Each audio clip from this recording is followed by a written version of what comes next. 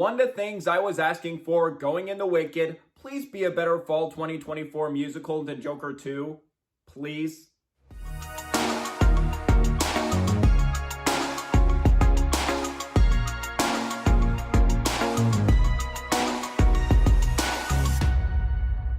Hey movie buffs, I'm Jack Benner and welcome to my review of Wicked, or Wicked Part 1.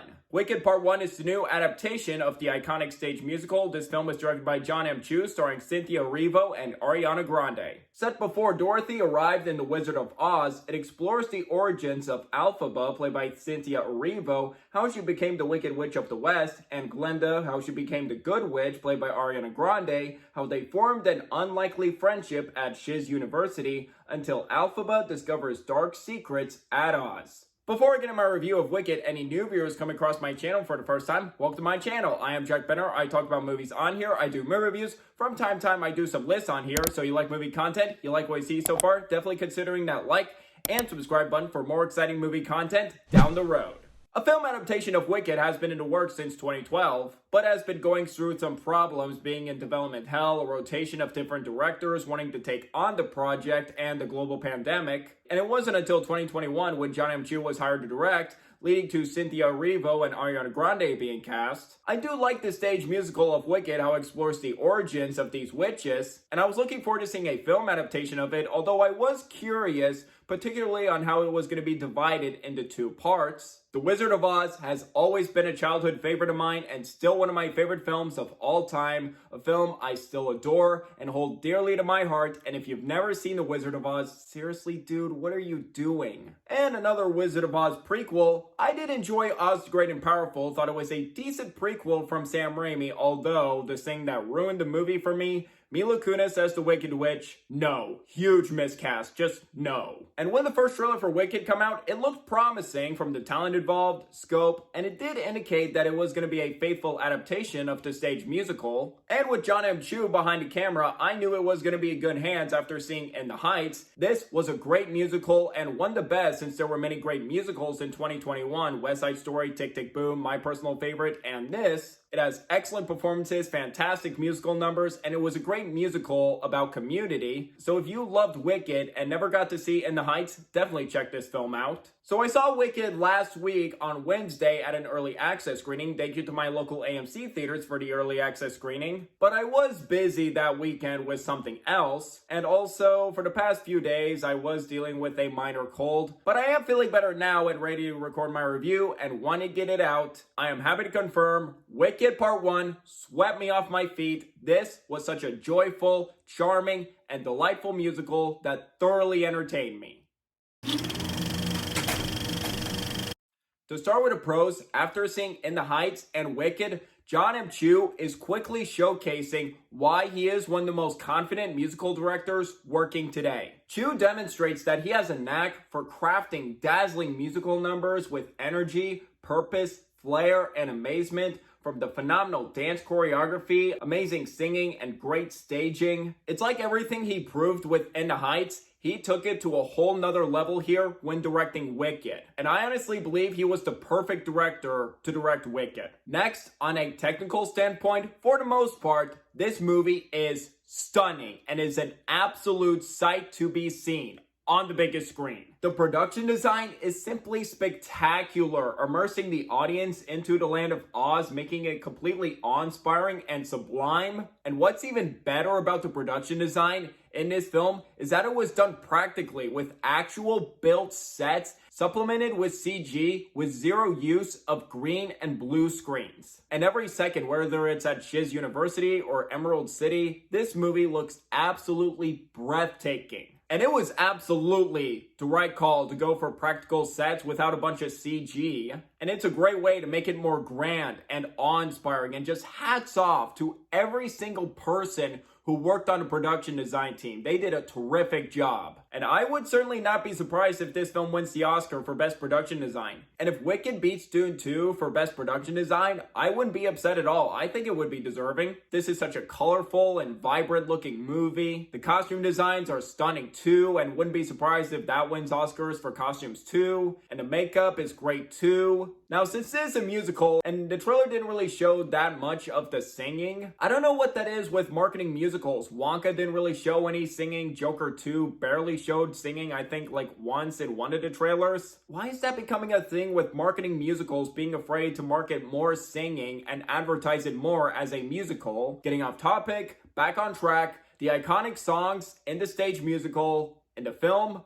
they're performed wonderfully, filled with so much passion, energy, and incredible talent vocally and filmmaking wise. Just from the opening musical number of No One Mourns the Wicked, I knew this was going to be an entertaining musical number. He does great camera work and staging when it comes to his craft. There are so many amazing musical numbers to admire here, and other songs such as Popular, Dancing Through Life, What Is This Feeling are all terrific highlights as well. And with Cynthia's Erivo songs such as The Wizard and I, and of course, Defying Gravity, those two are incredible showstoppers that received applause from my audience at my screening. Which leads me to the incredible cast ensemble, and nobody stuck out like a sore thumb, and everyone fits their roles to a T. Now, it is quite a hard challenge to live up to Idina Menzel and Kristen Chenoweth in the stage musical, but Cynthia Erivo and Ariana Grande successfully prove they were more than up to the task and successfully make it their own. You could tell with their commitment to the roles, not just musically, but acting-wise, how much they love these two characters and really want to give it their all. They're a pitch-perfect duo that bring the best out of each other, from the tensions at first that would turn into a friendship. And there is one scene at a ballroom dance as they're slowly dancing as an attempt to make Elphaba more confident. That was one of my favorite scenes in the film, just from the emotions, facial expressions, acting, the right pace. I honestly couldn't think of any other actresses who could have played these roles in the film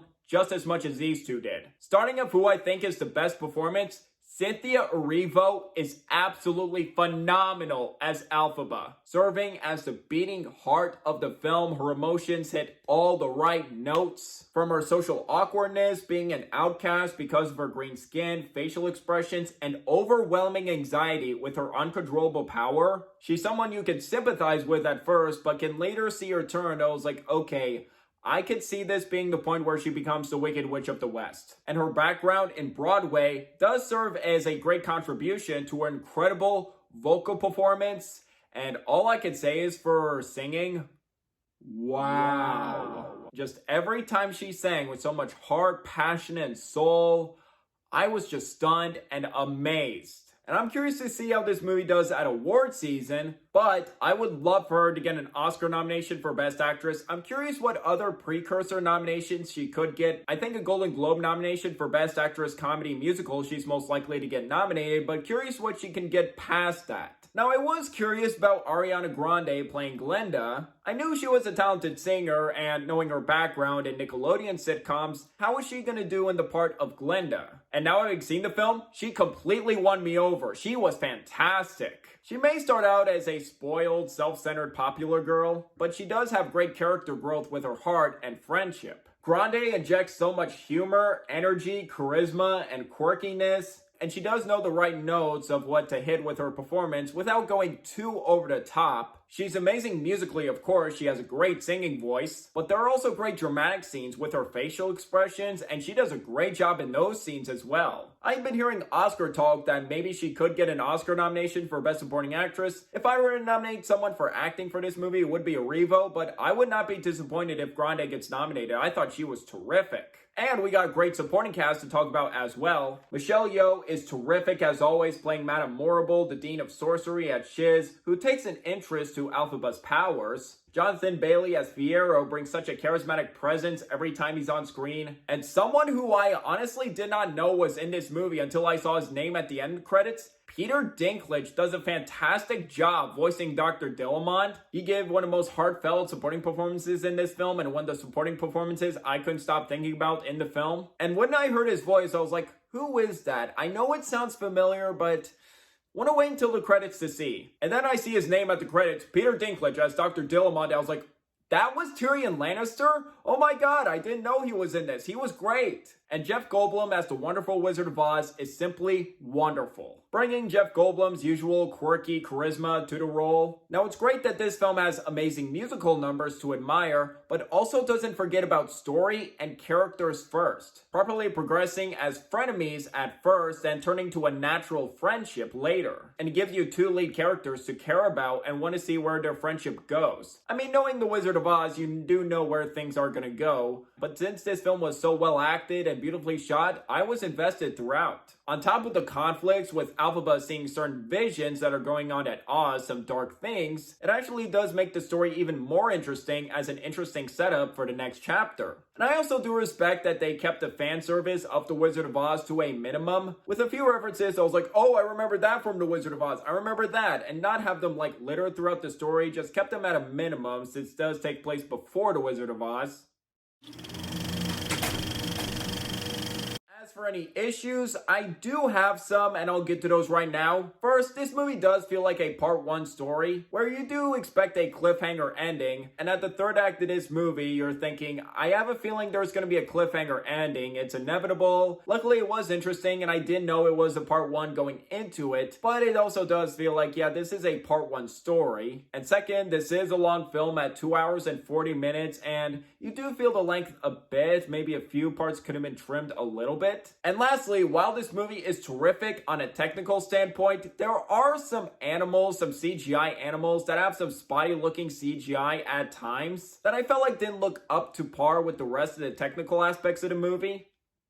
To